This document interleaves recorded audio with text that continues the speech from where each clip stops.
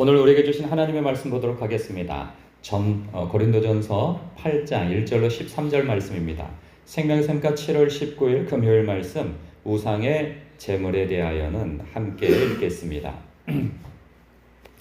우상의 제물에 대하여는 우리가 다 지식이 있는 줄을 아나 지식은 교만하게 하며 사랑은 덕을 세우나니 만일 누구든지 무엇을 아는 줄로 생각하면 아직도 마땅히 알 것을 알지 못하는 것이요 또 누구든지 하나님을 사랑하면 그 사람은 하나님도 알아주시느니라.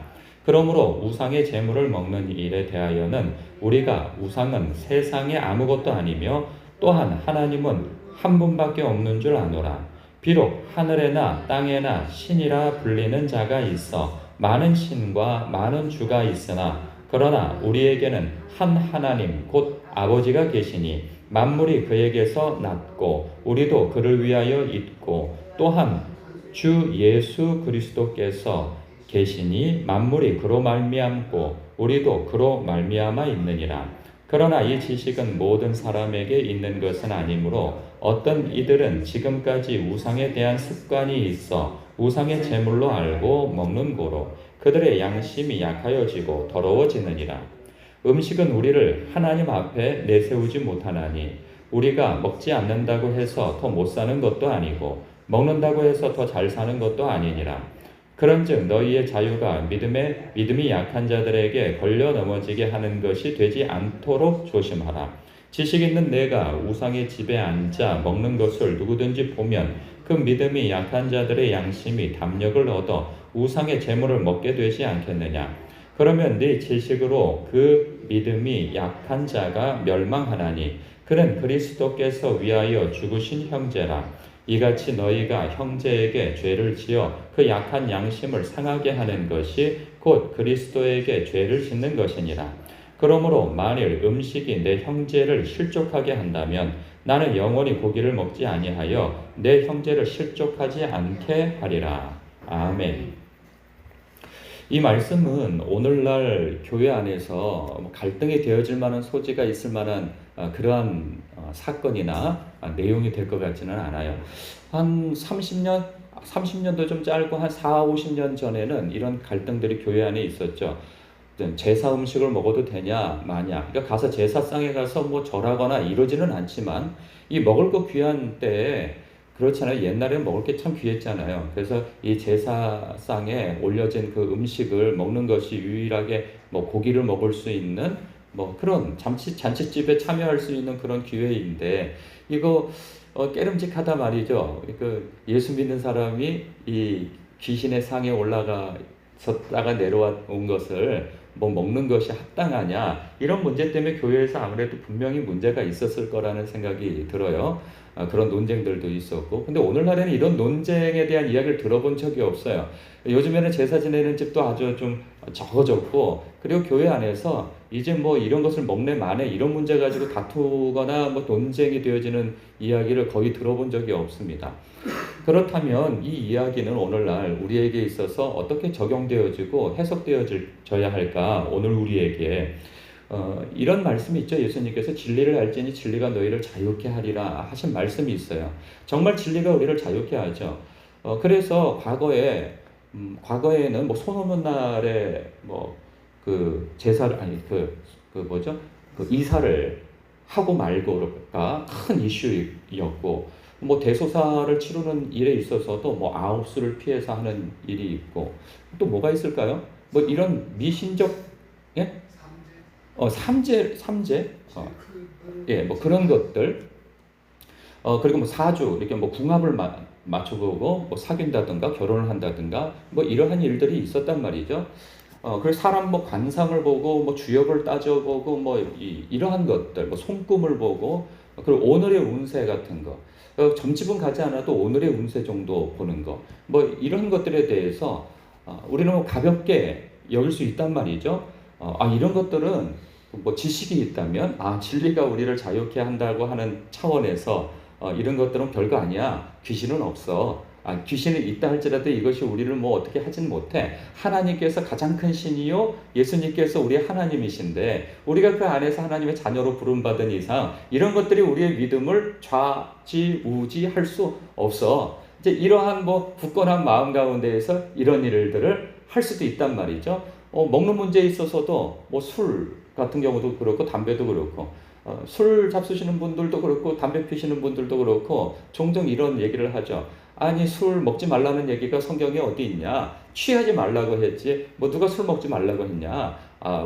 그 뭐 술도 음식이지 않냐? 뭐 이런 이야기도 하고 담배도 어디 담배 피지 말라는 게 성경에 있냐? 뭐 이런 이야기를 하면서 뭐 예수 믿는 거 구원받는 데 있어서 술 먹는 것이 구원에 관계되어진 일이 아니다. 담배 피는 것이 담배 피웠다고 해서 우리가 구원을 못 받는 일이 아니다. 오직 구원은 예수 그리스도를 믿음으로 말미암아 구원을 얻는 것이지 뭐 술을 먹고 담배를 피고 안 피고 뭐 이러한 문제로 우리가 구원을 얻는 것이 아니다. 그러니 나는 자유하다. 뭐 이러한 의미에서 그러한 것들을 먹고 마시고 피우고 뭐 이런 일들이 있을 수 있단 말이죠. 그런 지식을 가지고 자기 스스로의 어떤 자유함을 가지고 생활하는 사람도 있어요. 뿐만 아니라 주일 성수가 꼭 성수하라는 법이 있냐? 그리고 또 따져보면 주일 성수 좋다. 주일 성수하는 것이 옳다. 그러나 뭐 수요일 금요일은 그거는 선택의 문제가 아니냐. 또 이런 생각을 가질 수 있고요. 꼭 우리가 주일 한 번 예배 드리면 되지. 성수 이거 한 번 드리면 되지. 무슨 새벽 예배를 드리고 무슨 수요 예배를 드리고 무슨 금요 기도회를 드리고 그렇게까지 하냐.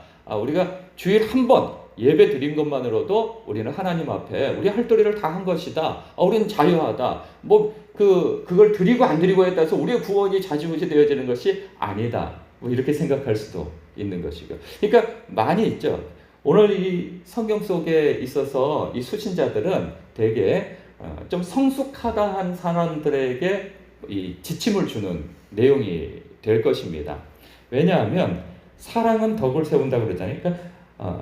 그러니까 우리가 다 지식이 있는 줄을 아나 지식은 교만하게 한다는 거예요. 그러니까 지식을 가지고 있어요. 진리를 알고 있어요. 그래서 그 지식이 사람이 자기를 자유케 하는 데에서만 사용한다면 그것은 교만의 그 태도와 증거가 되어줄 수 있는 거죠. 그러나 사랑은 덕을 세운다는 거예요.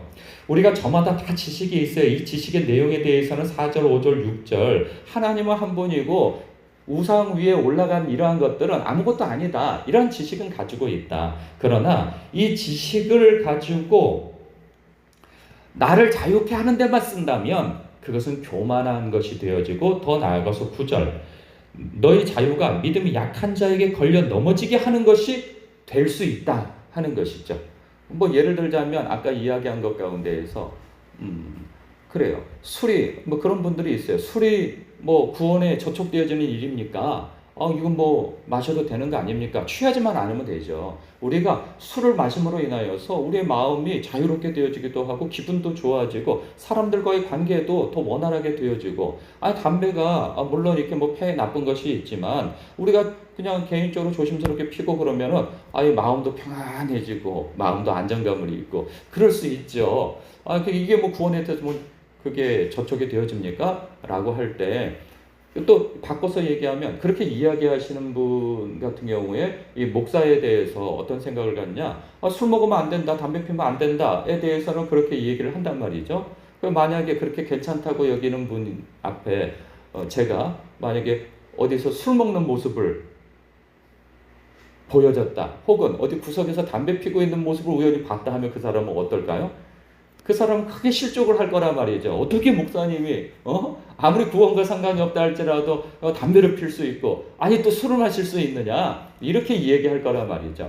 그러니까 자기 자신의 문제에 있어서는 굉장히 관대하지만 다른 사람의 영적 지도자나 이러한 사람에 있어서는 굉장히 날카롭게 날선 판단을 한단 말이죠. 그러나 지도자뿐만 아니라 모든 성도는 하나님 앞에 거룩한 사람으로서 우리가 거룩한 이 마음가짐과 몸가짐을 갖는 거 중요한 것이죠. 이러한 부분에 있어서 좀 더 나아가서 나의 자유함으로 인하여서 이 믿음이 연약한 사람에게 상처를 주고 시험을 주는 일이라고 한다면 우리는 그 부분에 있어서 굉장히 조심스러움을 가져야 된다라는 말씀을 하고 있어요. 뭐냐 하면 그렇잖아요. 10절에 지식 있는 내가 우상의 집에 앉아 먹는 것을 누구든지 보면 그 믿음이 약한 자들의 양심이 담력을 얻어 우상의 재물을 먹게 되지 않겠느냐. 그러니까 이 고대 시대 때에도 마찬가지죠. 뭐 고기를 어디 쉽게 먹을 수 있습니까?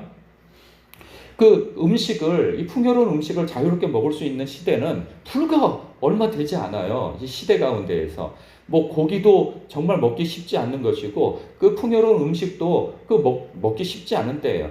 그런데 우상의 재물에 올라갔을 때에는 부유한 사람들이 그렇게 뭐 재물을 올려놓고 나중에는 그 관대함으로 인해서 사람들한테 막 나눠서 먹을 수 있는데 이때 믿는 사람이 가서 그걸 먹고 있어요. 믿음이 강하다고 하는 사람이. 근데 믿음이 좀 연약한 사람은 내가 과거에는 우상을 섬겼던 사람이었지. 그러나 이제는 예수님 믿고 그 우상을 다 버렸어. 그리고 우상은 우리가 하나님 앞에 우상을 섬기면 안 되지. 그리고 거기에서 나오는 음식도 마찬가지야 라고 하는 그 양심의 거리낌이 있는데 믿음에 앞선 사람이 가서 버젓이 먹고 있다고 한다면 이런 거죠. 어떤 진리 안에서 갖게 되어지는 자유함에서 먹는 것이 아니고 참된 지식 가운데에서 먹는 것이 아니고 저 사람도 먹잖아. 그러면 나도 먹어도 되지. 이것이 자유함 가운데서가 아니라 먹고 싶은 욕망 가운데에서 자기 합리화해서 먹는 것이라고 한다면 이것은 먹는 것으로 끝나는 것이 아니고 나중에 그 양심의 문제 때문에 서서히 무너지기 시작하는 거죠. 믿음이. 그래서 결국에 가서는 어쩔 수 없지.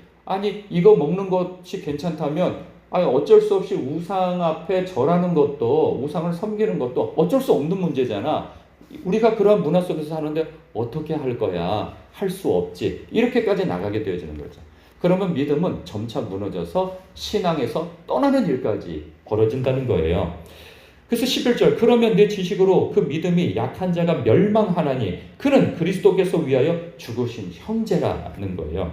이같이 너희가 형제에게 죄를 지어 그 약한 양심을 상하게 하는 것이 곧 그리스도에게 죄를 짓는 것이니라. 예수님께서도 그러셨죠. 너희가 이 작은 자 하나를 실족하게 한다면 차라리 목에 연자맷돌을 달아서 바다에 던져지우는 것이 나을 정도로 큰 죄라고 하잖아요.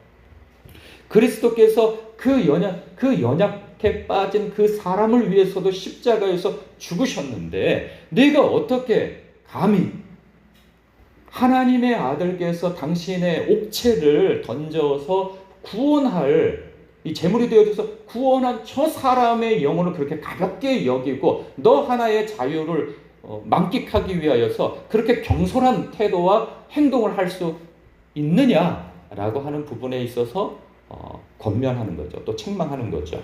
그래서 13절에 이렇게까지 얘기하죠. 만일 음식이 내 형제를 실족하게 한다면 나는 영원히 고기를 먹지 아니하여 내 형제를 실족하지 않게 하리라. 주님께서 말씀하셨어요. 새 계명을 너희에게 준다. 그것은 서로 사랑하라. 너희가 서로 사랑하면 너희가 내 제자인 것을 나도 알고 많은 사람들도 알게 되어질 것이다 라고 말씀하셨어요. 그것은 새 계명이에요. 서로 사랑하는 것. 내가 너희를 사랑한 것 같이 너희도 서로 사랑해야 한다라는 말씀이죠.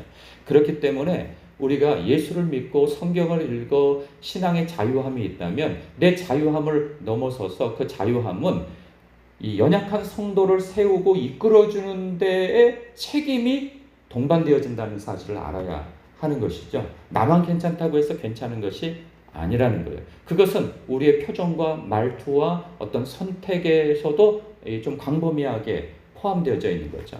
우리는 이 먹고 마시고 하는 문제 때문에 사실 상처를 주지 않습니다. 우리의 말하는 거 하나, 태도 하나, 난 내가 뭐 틀린 말 했어? 이런 거.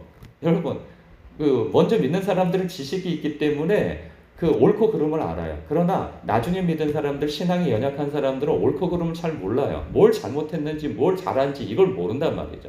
근데 먼저 지식을 가지고 있는 사람은 옳고 그름을 알아요. 그래서 이 성경적으로 옳음과 그름을 알기 때문에 이건 잘못했고 이건 잘한 거라고 이야기하고 그런 표정을 날리고 눈빛을 보내는 때가 있단 말이죠. 그래서 상대방은 내가 뭘 잘못했기 때문에 그래? 이러는데 그런 표정과 어떤 직선적인 말을 직언을 하고 하는 사람 같은 경우에 나중에 한다는 말이 그 사람이 상처를 받아도 내가 뭐 틀린 말 했냐고, 이렇게 하는 게 맞는 거 아니냐고, 이렇게 나온단 말이죠.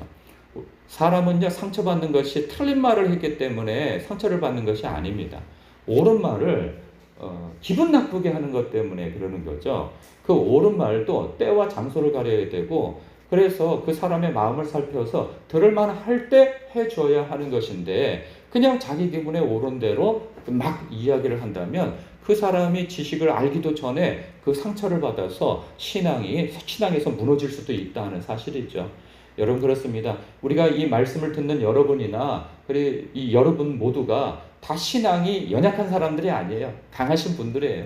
그렇기 때문에 나의 말 하나, 행동까지 하나 때문에 누군가 상처를 받을 수 있다 하는 생각 앞에서 우리가 두렵고 떨림으로 나의 몸가짐과 말하는 것, 표정 하나, 행동하는 것, 그 모든 것들에 대해서 다시금 생각해 볼 필요가 있다는 것이죠. 나의 자유를 나만 누리는 것이 아니라 다른 사람의 영혼을 세우는 데까지, 그 책임을 다하는 데까지 그 자유를 사용할 수 있는 성숙한 성도가 다 되어지시기를 주님의 이름으로 축복합니다. 기도하겠습니다.